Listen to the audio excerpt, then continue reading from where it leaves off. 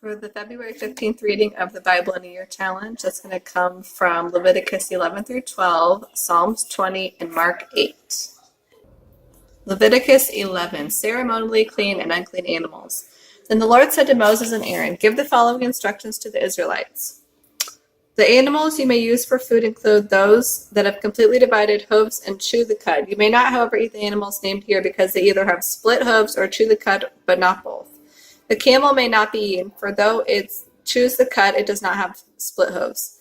The same is true of the rock badger and the hare, so they also must never be eaten. And the pig may not be eaten, for though it has split hooves, it does not chew the cud. You may not eat the meat of these animals or touch their dead bodies. They are ceremonially unclean for you.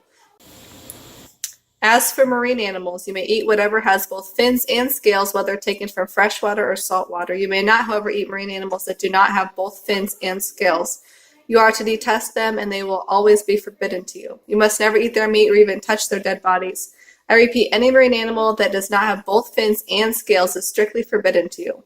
These are the birds you must never eat because they are detestable for you: the eagle, the vulture, the osprey, the buzzard, kites of all kinds, ravens of all kinds, the ostrich, the nighthawk, the seagull, hawks of all kinds, the little owl, the cormorant, the great owl, the white owl, the pelican, the carrion vulture, the stork, herons of all kinds, the hoopoe, and the bat. You are to consider detestable all swarming insects that walk along the ground. However, there are some exceptions that you may eat. These include insects that jump with their hind legs, locusts of all varieties, crickets, bald locusts, and grasshoppers. All these may be eaten, but you are to consider detestable all other swarming insects that walk or crawl. The following creatures make you ceremonially unclean. If you touch any of their dead bodies, you will be defiled until evening. If you move the dead body of an unclean animal, you must immediately wash your clothes, and you will remain defiled until evening. Any animal that has divided but unsplit hooves, or that does not chew the cud, is unclean for you. If you touch the dead body of such an animal, you will be defiled until evening. Of the animals that walk on all fours, those that have paws are unclean for you. If you touch the dead body of such an animal, you will be defiled until the evening. If you pick up and move its carcass, you must immediately wash your clothes, and you will remain defiled until evening. Of the small animals that scurry or creep on the ground, these are unclean for you: the mole, the mouse, the great lizard of all varieties, the gecko, the monitor lizard, the common lizard, the sand lizard, and the chameleon. All these small animals are unclean for you. If you touch the dead body of such an animal, you will be defiled until evening. If such an animal dies and falls on something, that object, whatever its use, will be unclean. This is true whether the object is made of wood, cloth, leather, or sackcloth. You must put it in water, and it will remain defiled until evening. After that, it will be ceremonially clean and may be used again. If such an animal dies and falls into a clay pot, everything in the pot will be defiled, and the pot must be smashed. If the water used to cleanse an unclean object touches any food, all that food will be defiled, and any beverage that is in such an unclean container will be defiled. Any object on which the dead body of such an animal falls will be defiled. If it is a clay oven or cooking pot, it must be smashed to pieces. It has become defiled, and it will remain that way. However, if the dead body of such an animal falls into a spring or a cistern, the water will still be clean, but anyone who removes the dead body will be defiled. If the dead body falls on seed grain to be planted in the field, the seed will still be considered clean. But if the seed is wet when the dead body falls on it, the seed will be defiled. If an animal that is permitted for eating dies and you touch its carcass, you will be defiled until evening. If you eat any of its meat or carry away its carcass, you must wash your clothes, and you will remain defiled until evening.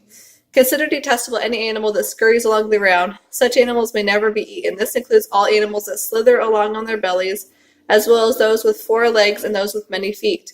All such animals are to be considered detestable. Never defile yourselves by touching such animals. After all, I, the Lord, am your God. You must be holy because I am holy. So do not defile yourselves by touching any of these animals that scurry along the ground. I, the Lord, am the one who brought you up from the land of Egypt to be your God. You must therefore be holy because I am holy.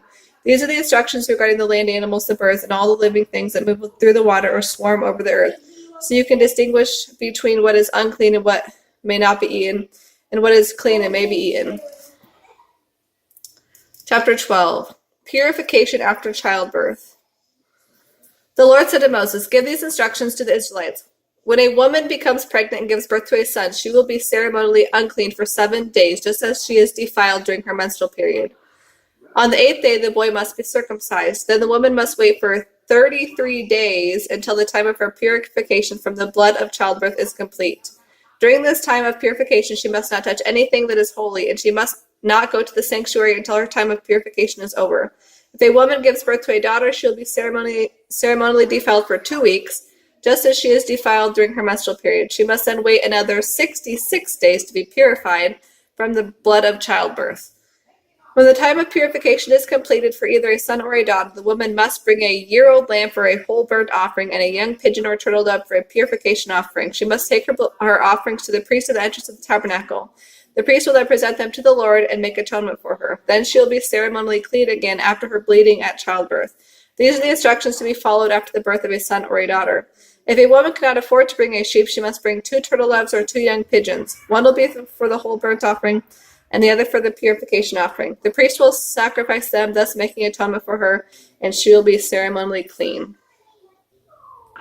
Psalms 20. In times of trouble, may the Lord respond to your cry. May the God of Israel keep you safe from all harm. May he send you from his sanctuary and strengthen you from Jerusalem. May he remember all your gifts and look favorably on your burnt offerings. May he grant your heart's desire and fulfill all your plans. May we shout for joy when we hear of your victory, flying banners to honor our God. May the Lord answer all your prayers. Now I know that the Lord saves his anointed king. He will answer him from his holy heaven and rescue him by his great power. Some nations boast of their armies and weapons, but we boast in the Lord our God. Those nations will fall down and collapse, but we will rise up and stand firm. Give victory to our King, O Lord. Respond to our cry for help. Mark 8. Jesus feeds 4,000. About this time, another great crowd had gathered, and the people ran out of food again. Jesus called his disciples and told them, I feel sorry for these people. They have been here with me for 3 days, and they have nothing left to eat. And if I send them home without feeding them, they will faint along the road, for some of them have come a long distance. How are we supposed to find enough food for them here in the wilderness? His disciples asked. How many loaves of bread do you have? He asked. 7, they replied. So Jesus told all the people to sit down on the ground. Then he took the 7 loaves, thanked God for them, broke them into pieces, and gave them to his disciples, who distributed the bread to the crowd. A few small fish were found too, so Jesus also blessed these and told the disciples to pass them out. They ate until they were full, and when the scraps were picked up, there were 7 large baskets of food left over. There were about 4,000 people in the crowd that day, and he sent them home after they had eaten. Immediately after this, he got into a boat with his disciples and crossed over to the region of Dalmanutha. Pharisees demand a miraculous sign. When the Pharisees heard that Jesus had arrived, they came to argue with him. Testing him to see if he was from God, they demanded, Give us a miraculous sign from heaven to prove yourself. When he heard this, he sighed deeply and said, Why do you people keep demanding a miraculous sign? I assure you, I will not give this generation any such sign. So he got back into the boat and left them, and he crossed to the other side of the lake.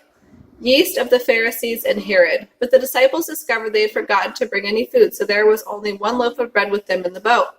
As they were crossing the lake, Jesus warned them, Beware of the yeast of the Pharisees and of Herod. They decided he was saying this because they hadn't brought any bread. Jesus knew what they were thinking, so he said, Why are you so worried about having no food? Won't you ever learn or understand? Are your hearts too hard to take it in?